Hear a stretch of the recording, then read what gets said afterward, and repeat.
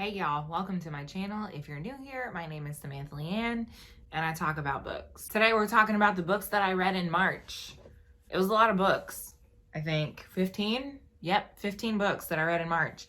So that's a lot of books to talk about. You guys know that I talk a long time. So let's just go ahead and jump right into it. We got some hits, we got some misses, we got all kinds of genres. So let's go. All right, so March, as I said, 15 books that I read. So when we break down the formatting, it breaks down to 2 physical books, 2 ebooks, and 11 audiobooks. Those 11 audiobooks, I'm fairly certain, were all library books. So that's a thing. But I did some traveling at the beginning of March. And so since I was doing traveling, I listened to a lot of audiobooks. So that's one of the reasons that number is so high. Talk about hours, that is 110.5 hours of audiobooks. But that's only 55 hours at 2 times speed. So over 2 days worth of listening. So we love it.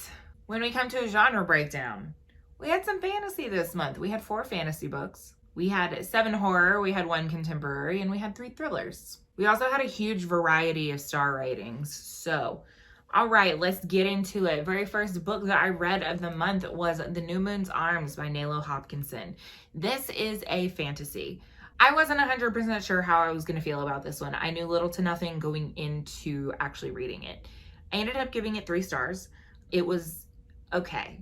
There were things that I liked about it. There were things that I didn't. The story itself was entertaining, but there were a lot of like serious undertones that really made you consider what the author was trying to say. And I enjoyed the fantasy elements that were woven into the story because it was woven into the story in a way that almost made those things feel normal.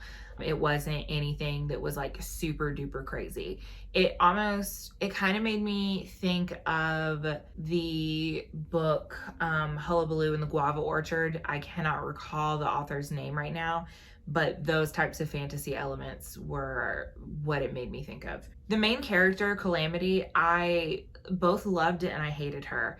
I loved how real and raw she could be, but also she was kind of a fucking jackass at like various points of the book. And it was very clear the way that she was written. She was the main character, so you're like rooting for her, but you're rooting for her to like stop getting in her own fucking way. All of the issues that she has are due to her own personality and her own stubbornness. There's no like outside force that's really like keeping anything from her. It's strictly herself. And so you're like banging your head against the wall because you're like, just fucking get your life right, please. You know, and you want her to get her life right. But then there were these moments of that she would have a like straight up homophobia or straight up biphobia. And it was really, really gross. I did not enjoy that, but I think I understand like why it was included. Again, because it just goes to show that she gets in her own fucking way. You know, even though during the course of the book, the homophobia and biphobia that I just talked about, like she does apologize for the things that she says, but it doesn't feel like she really like came to terms with those things. So I don't know, I was left feeling a little bit unfulfilled as far as that goes. I will say, like, I enjoyed it about her character. Like, she does always try and do the right thing for the most part, you know, and she is receptive to learning as well, like, even as she ages. So, again, she's like a character that you love and you hate at the same time. It's like, you want to smack her around a little bit and be like, girl, get your life right, please. But the story overall was entertaining. Like, I did enjoy it. I've read, I think this is the second work that I've read from Nalo Hopkinson, and I would 100% recommend her writing. Her writing style is great, and I look forward to reading more from her because I've got several other things on my list that I want to get to from her as well. Next, I picked up a short novella, Mapping the Interior by Stephen Graham Jones. We love Stephen Graham Jones in this house. You guys know that. I don't know what made me think whenever I initially bought this that this was like, because I bought this before I ever knew who Stephen Graham Jones was. This has been on my shelf for a long time. And I'm not sure what made me think that this was like science fiction, because it's definitely not. It's definitely horror. I don't want to say too much about the plot because plot, like the story itself is so short, so I don't want to give too much away. I love how he has this way of like giving you this story that's on the surface, but there's so much underneath that you really have to dig for. The core of the story, like you have this creepy horror story that is a surface story, and then like when you get to the underneath, you get to like this multi-generational trauma that is at the core of the story, and the indigenous aspects of the story as well. The ending is intense, and it is very much worth reading in my opinion, so I would 100% recommend picking it up. Next up, I read The Night Parade by Ronald Malfi. I read Bone White by him not that long ago. I say not that long ago, it was last year. And I liked it. It wasn't like, oh my God, this is the best thing that I've ever read, but it wasn't the worst. And I kind of felt the same about this. This was one that I got from the Audible free catalog. And I'm gonna be totally honest, I had no idea what it was about whenever I picked it up. Surprise, it's a pandemic story. It's like I'm living a pandemic. Like, do I really want to read about it? But I guess I fucking do, because I surely did read it. And I actually enjoyed it. Like, that's not to say that it was bad. Oddly enough, I still think about this book often, because one of the things about this pandemic that they're in is whatever disease killed all the birds. And so subsequently, because there's no birds to eat the bugs are just like out of fucking control. And so as the months have begun to get warmer here, and the bugs have started coming out like every time I see them, or I see like a large bug or a congregation of bugs. I'm sure there's an official word for that, a congregation of bugs. I think about this book and like, man, I hate the bugs now. What would it be like if the birds died? Like, I think about that a lot. Probably more than I should, but that's neither here nor there. The story itself was well written. I have absolutely no complaints about that whatsoever. I do like Malfi's writing style in general, and I do feel like he does an exceptional job portraying familial relationships. You have a father-daughter relationship after the death of a mother. You have like an estranged brother. The familial aspect of it was very well written. It felt very authentic. The thing that was most compelling to me about the story was the idea and the discussion surrounding it of doing the right thing. When we make decisions, do we do the thing that benefits us personally at the detriment of the greater good, or do we do the right thing for the greater good at our own personal detriment? The thought process behind that and the fight about it within the confines of the story. And it's one of those things that makes you think, if I were faced with this particular decision, what is the decision that I would make? It's very interesting to think about. And as such, I did really enjoy it. I ended up giving it, I think, 3.5 stars. Again, it wasn't anything that I was like, oh my God, this is fucking amazing, but it was definitely worth reading. And I would consider reading it again, honestly. The next book was also from the Audible free catalog, and I listened to this like while I was traveling. And What Dreams May Come by Richard Matheson. I've had a really weird time with Richard Matheson. I've really liked some of his stuff, and then others really not so much. And this one was really not so much. I know that this was made into a film, and apparently the film is amazing, but reading the book, I was less than enthralled with pretty much anything. You have a guy, he dies, and he doesn't realize he's died. You know, honestly, I was just bored. I was very bored through the vast majority of this book. It does bring up some really great questions about life after death and the idea of soulmates and guardian angels. But again, I was bored basically the whole time. I honestly haven't really thought about it, I think, since I finished it, and there was literally only one redeeming quality to this entire fucking book. It was a singular quote. It was like, you know, plot, things happen, you get to the main point of the plot and you're bored as fuck, and then he starts monologuing or soliloquizing, is that a word? I don't know, and I can't remember the difference between a monologue and a soliloquy. I think it's a monologue because there's people around, he's speaking to someone, so he's making a speech. I could have just said that. Anyway, there is one quote where I'm like, okay, I'm bored. And then there's this quote and I'm like, oh, that's really sweet. And then I'm bored again. Like, I'm gonna read the quote because like I'm gonna save you the trouble. Sorry, babe. There's some things that I have to say. I only have a few moments left. I'm sorry for all of the things that I'll never give you. I'll never buy you another meatball sub with extra sauce, and always the big one. I'll never make you smile. I just wanted us to be old together as two old farts laughing at each other as our bodies fell apart. Together at the end by the lake in your painting. That was our heaven, see? There's lots of things to miss. Books, naps, kisses, and fights. Oh God, we had some great ones. Thank you for those. Thank you for every kindness. Thank you for our children, for the first time I saw them. Thank you for being someone I was always proud to be with. For your guts, for your sweetness, for how you always looked, and for how I always wanted to touch you. God, you were my life, and I apologize for every time I ever failed you, especially this one. And that is literally the only redeeming part of this entire book. Apparently, like the film is wonderful. So I'm not going to say don't watch the film, but I'm going to tell you to skip the book because this is the only redeeming quality to the book itself. To give you some context, we're talking about soulmates, and the man who dies is trying to find his wife, and his wife doesn't remember him or who he is. So he's been trying to get her to remember. And this is supposed to be the last thing that he says to her, right? Everything else was just kind of trash. It wasn't trash. It was just very boring. I was very bored. Do not recommend. I gave it 2 stars. Moving on. The next book that I read was The Hike. This was another one. No, this wasn't a free catalog. I got this as like a daily deal 8 million years ago. And it's been sitting in my Audible library for like literal years. And I was driving and I was like, it's short.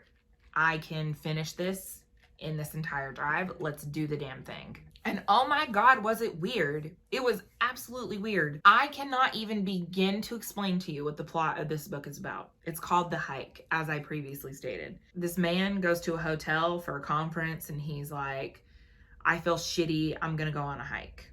And so he goes on a hike and he gets lost. He gets lost for a really long time. And it's very like existential. It's fantasy, I would call it. It's very like existential and like talking about the decisions that we make and various other things. And I did not love it.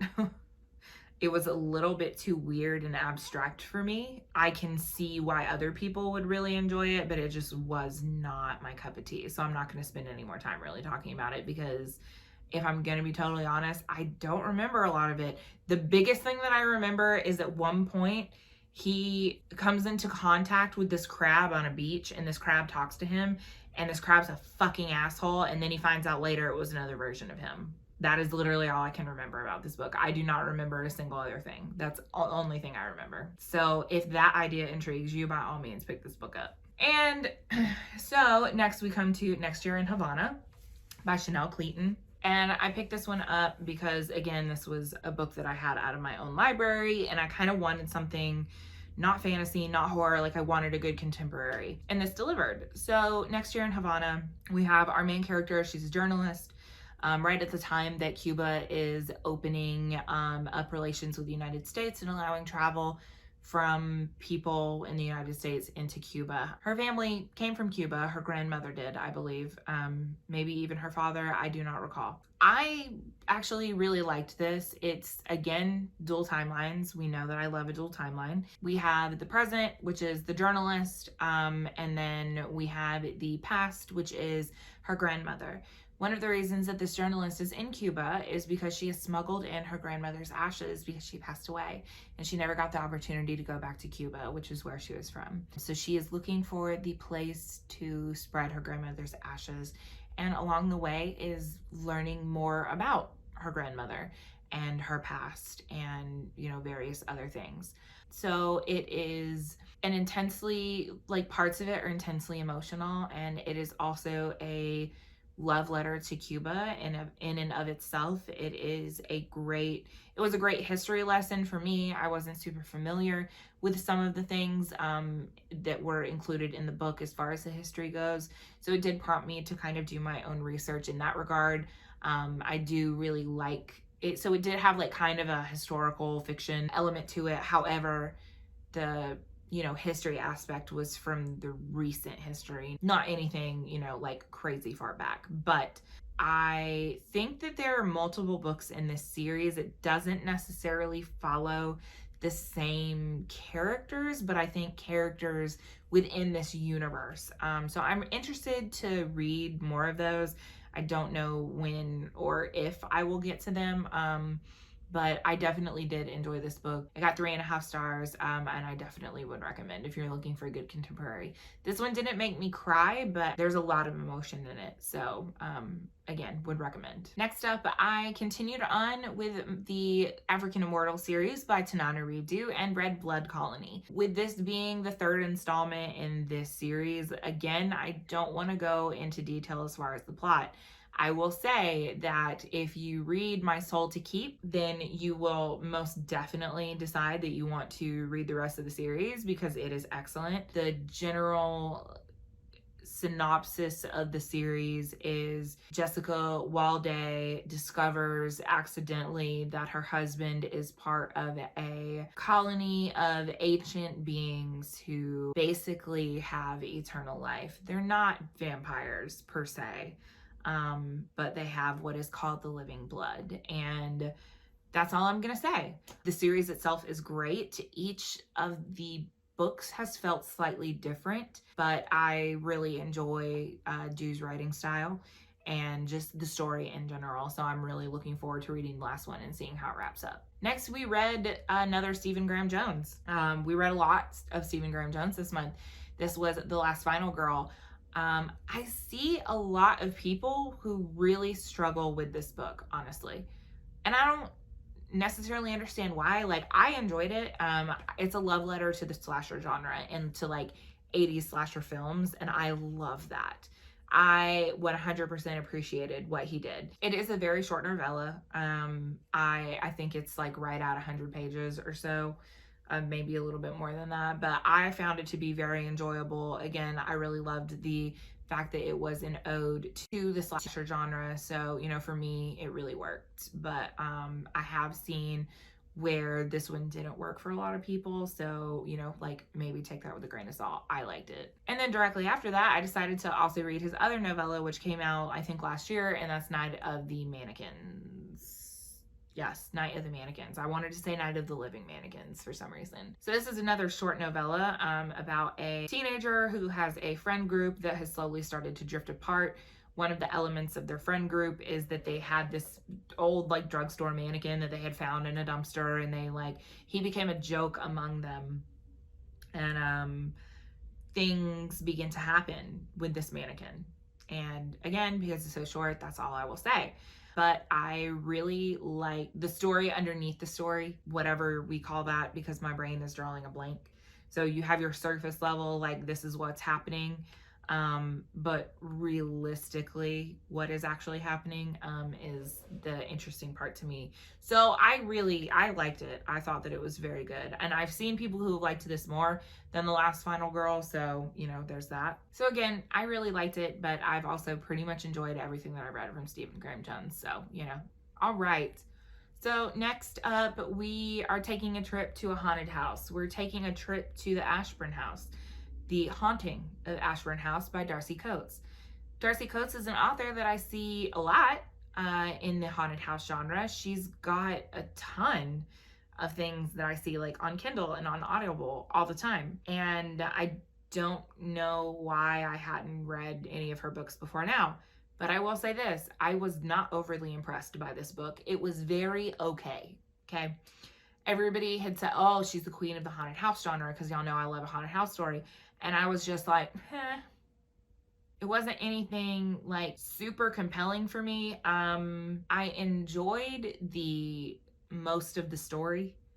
I will say, like, the story in and of itself, the actual like haunting piece of it, I did enjoy. I thought that that was like done decently well. I think the biggest problem that I had was like the main character. She just like made decisions where I was like, girl, stop. Please stop. Nobody would fucking do that. And then there were things where it was just like they kept talking about how poor she was, right? Like she didn't have a dime to her name. Like she's spending all of the money that she has to actually like feed herself, but she's got electricity in the house. But like, how are you paying for it? Like they left you this house, but they didn't leave you any money, which, you know, like that is what it is, whatever. But there's like, who's paying for the water? Who's paying for your electricity? You know, like, how are you paying your cell phone bill? Like, I'm just very confused in the story. Like, and those are like, I fully understand that those are very arbitrary things, but it was just like, I don't know. I guess I just couldn't immerse myself in the story enough to like get past those things. I don't know. Maybe this wasn't the right one to start with. This is the only one that I read from her, so I have every intention of reading more because I don't think that just reading one book is an adequate representation of an author's body of work. So I do plan on reading more, but I wasn't overly impressed by this. So it ended up getting just like a standard 3-star. I'm not going to say like don't read it because like it was okay. But next comes, I'm pretty sure the worst book that I read this year, and that's The Influence by Bentley Little. I have such a love-hate relationship with Bentley Little, okay? I've read some that I enjoyed, really. And then I've read some that were just okay. And then I've read this one that was just bad. Honestly, I think the last two that I read of his were just very not good. This was about a guy who he's lost his job and he's hasn't been able to find work, and he's got this cousin that he reconnects with, and she's like, oh shit, we've got all this room out on this ranch, come and see us, like you can stay here, you can help us and we'll pay you, like it'll be great, right? And he's like, well, I guess so, let's do it because the rest of my family sucks and won't help me with anything. Okay, cool, whatever. So he moves to this little ranch in this little nowhere town and everything's great until it's not and things start going wrong. I just didn't like this. Bentley's writing is very formulaic, which is okay. Like that sort of thing can work.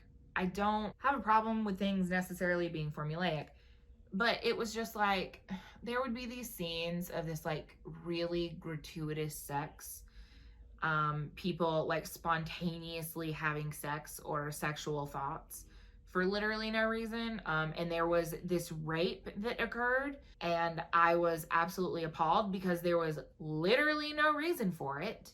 None whatsoever. Okay? Like, I was very, very annoyed. I was very annoyed by the vast majority of that book. I just couldn't. It was terrible. The fact that it was free on the Audible catalog like should have told me everything I needed to know, because I read The Haunted also by him the same way, and I really didn't like that, but I hated this one more. So originally I gave it 2 stars, and I'm pretty sure that I lowered it down to 1 because I just was, the more I thought about it, the more I hated it. So far, it's the worst book I've read this year. Next, I was looking for like a good thriller. Like I needed a good thriller in my life. And Julie from Pages and Pens, who I'll link down below, had been telling me that Catherine Ryan Howard was an author that she was really digging. She's like, it's nothing groundbreaking. Like, don't think that you're gonna like be super wowed, but they're really entertaining and give them a shot. So I was looking on Audible to see what was available, and it just so happened that like 3 of her books were available on the Plus catalog, and I was like, okay, cool, let's try it out. So the first one that I picked up was The Nothing Man. And this is about a serial killer who committed a spree of serial killers. There are 2 survivors, but they call him the Nothing Man because they never found a trace of him. Like no fingerprint evidence, no, biological evidence, spit, anything else, nothing. So they had no idea who he was. They didn't have any leads to go on, nothing. So like, I believe it's on like an anniversary of her family's killings. She comes out with this article that she's like writing a book, and she basically starts talking shit about this guy, the Nothing Man himself. And so you end up with 2 viewpoints. You have the survivor is writing, and then you have the Nothing Man's perspective himself and like what he thinks about this. It was predictable. I mean, there was nothing groundbreaking. about this story, but it was very entertaining. Like, as far as a thriller goes, like, I was entertained. I wanted to keep reading, and to me, as long as you can do those two things, like, you're pretty much golden. Despite the fact that it was predictable, like, it worked. And there were still moments where I was just so caught up in the story that even though I had guessed that what was going to happen, like, I was still enthralled in the story. And so I 100% recommend Catherine Ryan Howard just in general, because all three of her books that I ended up reading, because I read them all three in a row, I did very much enjoy. So that was The Nothing Man. I immediately went into The Liar's Girl, which is about a woman who, when she was in college, her best friend is murdered. Come to find out, it was the absolute love of her life at that particular time. He goes away for murder, and all of a sudden, there is now doubt that he may not have been the actual killer. There may have actually been somebody else committing these murders, because I believe other girls start showing up missing. Again, there is an element of predictability, and that was fine. I liked the characters. I did enjoy The Nothing Man more than I enjoyed this one. That's not to say that it wasn't enjoyable. If you like thrillers, I would recommend picking this up. And then immediately after that, I read the last one that was on the free catalog, and that was Distress Signals. This one actually takes place partially on a cruise ship. This guy and his girlfriend, they've been together for a very long time. She is going to a conference in like Barcelona or something like that. This takes place in the UK. All of these take place in the UK. So she says that she's going to this conference in Barcelona, right? He's just signed a contract for a script of some kind. His dreams of writing are finally coming true. Like, everything's good. Well, she supposedly gets to where she's going, and then all contact stops and she just disappears. And so her boyfriend is like, what the fuck? And the rest of the story just basically is taking you through him trying to figure out what has happened to her. The course of this happening ends up on a cruise ship. And there's a whole separate element to that story that is not involving the guy and his fiance. And I'm not going to say anything else because I actually really liked this one. The way that it was written, again, predictability, but it was still really enjoyable. It was still really entertaining. Like, it worked, you know? It wasn't like, oh, I figured it out, this is disappointing. Like, I was still invested in the story. I was still invested in the characters, even though I was pretty sure I knew the outcome. So, you know, enjoyable. I liked it. I definitely would say pick up her books if you're a thriller fan. And the very last book that I read in the month of March was The Lost Village by Camilla Stern. I gave this 2.5 stars. There was a lot of hype surrounding this book. I saw it everywhere for a minute, and I was like, okay, we're just gonna get it on Audible because why not? And God, I'm so glad that I didn't physically buy it. I would have been pissed, because when you don't like something on Audible, you can return it. So first of all, I was excited about it because it says it's Midsummer meets the Blair Witch, and that is not true. That is a lie. If you read that and it's on your TBR because of that, please take it off right now, because it is none of those things, okay? I felt lied to. I felt cheated. It was garbage. The story itself wasn't exactly garbage, but there were a lot of things about it that did not work for me. Number one, the way that mental health was treated within the book, did not care for at all. Did not like it. The only reason that I think that it wanted to compare it to Midsummer was because there was like a element of a cult. Basically, they're going through, and it's this film documentary crew, and they are supposed to be exploring this village that all of it, but sudden one day this village just fucking disappeared and nobody knows what happened to it. Like, everybody just disappeared. But there was like a baby that was found randomly. So that said, biggest thing about it was I was bored most of the time. The things that were supposed to be creepy weren't creepy. I felt lied to about the plot, and mental health is not represented well within that book at all by any stretch, for multiple different reasons. But I mean, that's all I'm really going to say about it. I'm not going to go into any further detail. If you decide that you want to read it, great. I hope you like it, but it really did not work for me for all of the reasons that I just mentioned. So, but yeah, so those were all the books that I read in the month of March. March, right? No, April, right?